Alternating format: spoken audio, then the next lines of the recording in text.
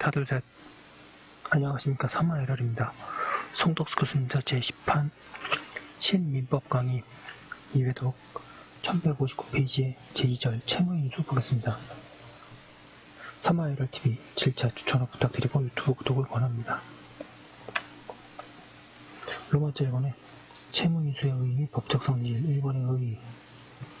채무인수는 그 채무를 그 동일성을 유지하면서 인수인에게 이전시키는 계약이다. 이러한 채무인수가 있으면 종래 채무자는 채무를 면하게 되고 인수인이 새로이 채무자가 된다. 이와 같이 채무인수는 뒤에 설명하는 병존적 채무인수와 구별하여 면책적 채무인수라고 한다. 채무인수의 경우에는 채무가 동일성을 유지하면서 인수인에게 이전되는 점에서 채무자 변경에 의한 경계와 다르다. 채무이전은 법률 규정에 의해 생길 수도 있으나 계약인 채무이행에 의할 때가 많다.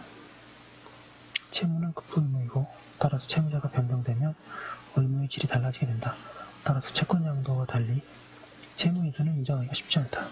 그렇지만 계약에 의한 채무이전도 인정해야 할 사회적 필요가 있기 때문에 민법은 채권자의 관여하에 채무인수를 할 수 있도록 1160페이지 규정하고 있다. 2번의 법적 성질. 양가 1번에 채무인수의 법적 성질은 채무인수의 종류에 따라 다르다.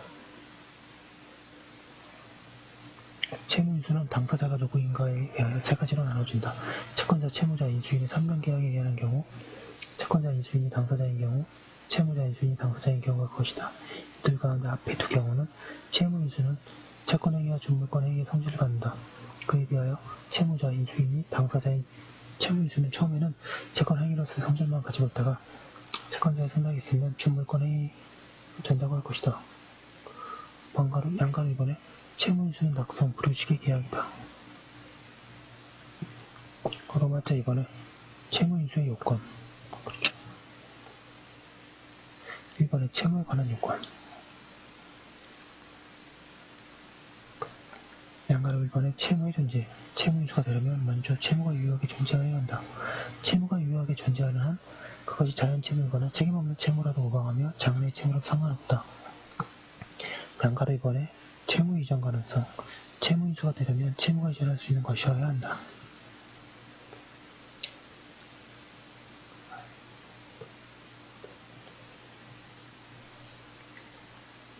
채무 가운데에는 그 성질상 이전할 수 없는 것이 있다.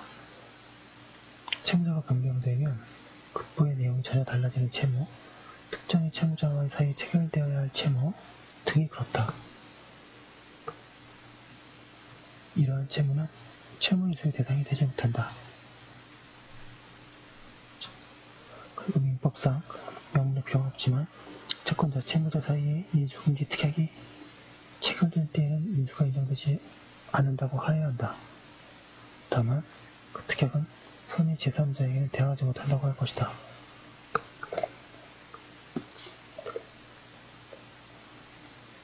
이번에 인수계약의 당사자.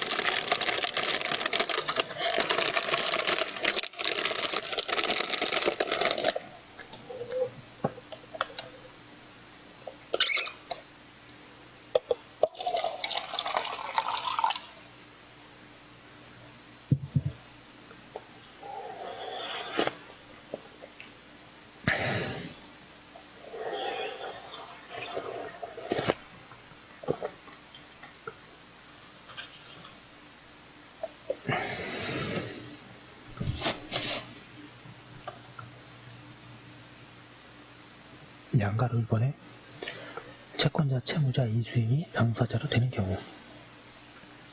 민법이 여기에 관하여 명문의 규정을 두고 있지는 않으나 자유계약의 원칙상 이들 세 당사자에 대한 채무인수도 유효하다. 1161페이지 양가로 이번에 채권자와 인수인이 당사자로 되는 경우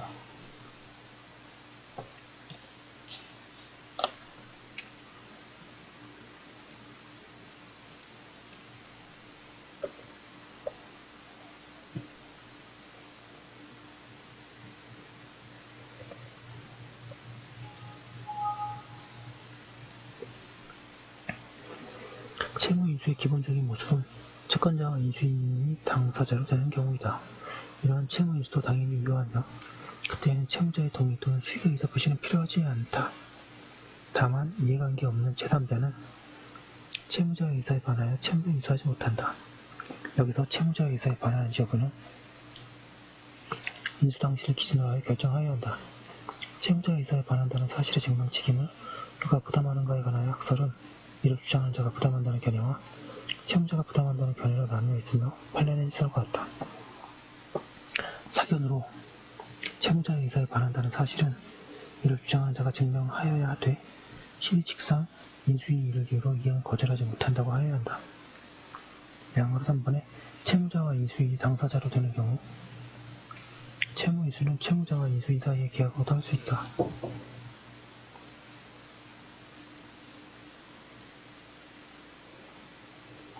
그러나 이러한 채무인수는 채권자의 승낙이 있어야 효력이 생긴다. 채무자의 변경은 곧 책임자산의 변경을 가져오므로 채권자에게 불이익이 생기지 않도록 하기 위하여 그의 승낙에 이전하게 한 것이다. 여기에 채권자의 승낙은 채무인수계약의 효력 발생 요건으로 보아야 한다. 그리고 채권자의 승낙이 없는 경우에는 채무자와 인수인 사이의 면책적 채무인수 약정을 하더라도 이행인수 등으로서의 효력밖에 갖지 못하며 채무자는 채무를 면하지 못한다. 채권자의 승낙 또는 거절은 채무자나 인수인 가운데 누구에게 하여도 무방하다. 한편 판례는 채권자의 승낙에 의하여 채무인수의 효력이 생기는 경우에 채권자가 승낙을 거절하면 그 이후에는 채권자가 다시 승낙하여도 채무인수로서의 효력이 생기지 않는다고 한다. 승낙은 명시적으로 뿐만 아니라 묵시적으로도 할 수 있으며 채권자가 채무인수인에게 지급을 청구한 것은 묵시적인 승낙에 해당한다. 그리고 판례는 부동산의 매수인이 매매 목적물에 대한 임대차 보증금 반환 채무 등을 인수한 한편 그 채무액을 매매대금에서 공제하기로 약정한 경우에 관하여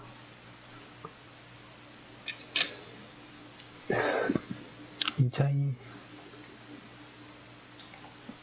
채무자의 임대인을 면책시키는 것은 그의 채무를 처분하는 행위이므로 만약 임대보증금의 반환 채권의 회수 가능성 등이 의문시되는 상황이라면 임차인의 어떠한 상황을 임대차 보증금 반환 채무의 면책적 인수에 대한 묵시적 승낙의 의사표시에 해당한다고 쉽게 단정해서는 안된다고 한다. 한편 인수인이나 채무자는 상당한 기간을 정하여 승낙 여부의 확답을 채권자에게 초구할 수 있고 만약 채권자가 그 기간 내에 확답을 발송하지 않을 때에는 거절한 것으로 본다. 그리고 이 채무인수는 채권자의 승낙이 있을 때까지 당사자가 이를 처리하거나 변경할 수 있다. 그러나 채무인수의 채권자의 승낙 1162페이지 이 있은 후에는 철회나 변경에 다시 채권자의 승낙이 있어야 그것이 유효하게 된다고 할 것이다. 채무자와 제3자 사이에 채무인수 계약을 채권자가 승낙한 바 있다면 그 뒤 채무인수인이 이 채무인수 계약을 적법하게 취소하려면 채권자의 승낙이 있다거나 채권자가 이 인도계약을 승낙할 때에 채무인수인의 취소권 유보를 승낙하였다던가 기타 특수한 사정이 있어야 한다고 하고 있습니다. 넘어져 3번에 채무인수의 효과 여기도 같이 하겠습니다.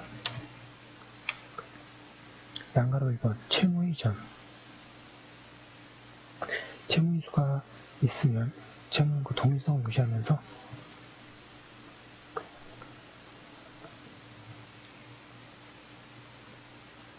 채무자로부터 인수인에게 이전한다. 그리하여 이전에는 전 채무자는 채무를 면하게 된다. 판례 보였습니다. 인수채무가 원래 5년의 상사시효의 적용을 받던 채무라면 그 후 면책적 채무인수에 따라 그 채무자의 지위가 인수인으로 교체되었다고 하더라도 소멸시효의 기간은 여전히 5년의 상사시효의 적용을 받는다고 할 것이고 이는 채무인수 행위가 상행이나 보도록 상행에 해당하지 아니한다고 하여 달려볼 것이 아니다. 다만 소멸시효 기간은 채무인수와 동시에 이루어진 소멸시효 중단 사유, 즉 채무 승인에 따라 채무인수인으로부터 새로 진행되는 것일 뿐이다. 채무가 이전되는 시기는 채무인수가 준 물권 행위로서의 효력을 발생하는 때이다.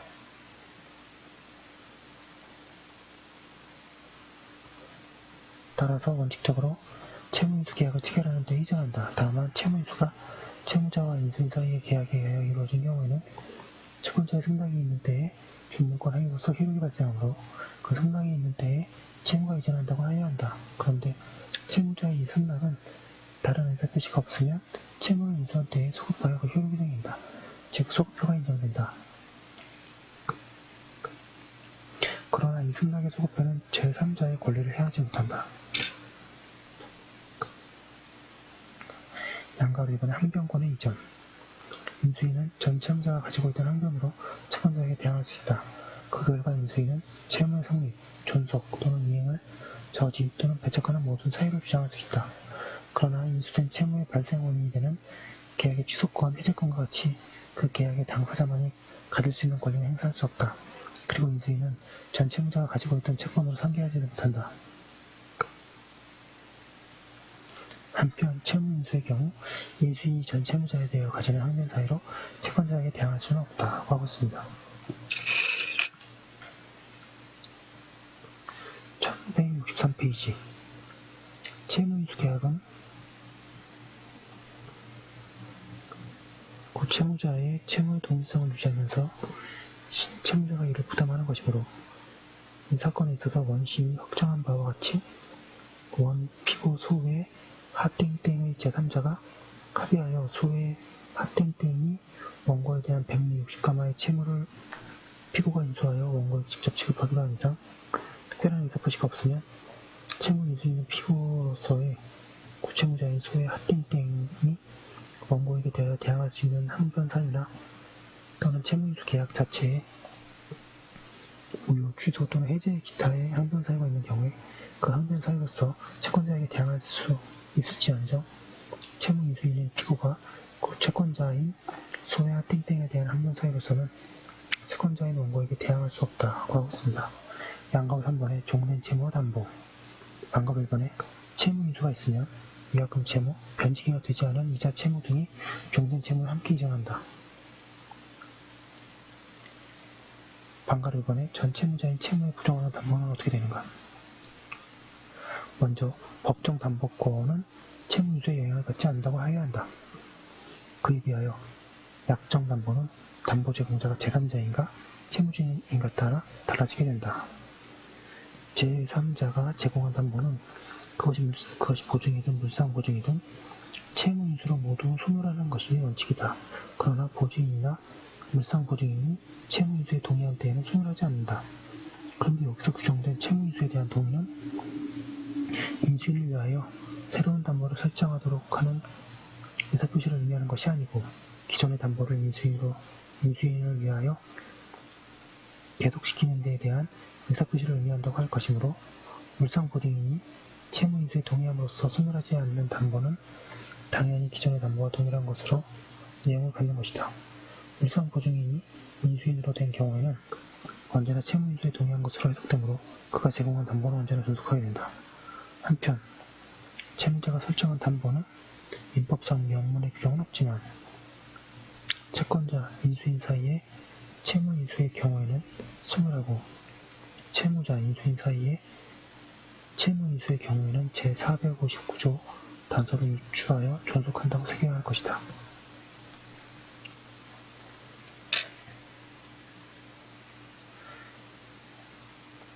회사정리 절차에서 제3자가 주채무를 면책적으로 인수하는 내용의 정리계획이 인가 확정되었다고 하더라도 그 채무인수 계획 자체에 의하여 채권에 대한 실질적인 만족을 얻는 것으로는 볼 수 없는 것이므로 회사정리법 제240조 2항에 따라 보증인의 책임 범위에는 아무런 영향이 없다고 할 것이고 한편 면책적 채무인수에 있어서 보증책임의 소멸을 규정하고 있는 민법 제459조는 이 경우 적용이 배제된다고 보기 상당하다. 네, 좀 급하게 했는데요. 여기까지 한 거 올려두고 다음 거 이어서 하도록 하겠습니다. 감사합니다.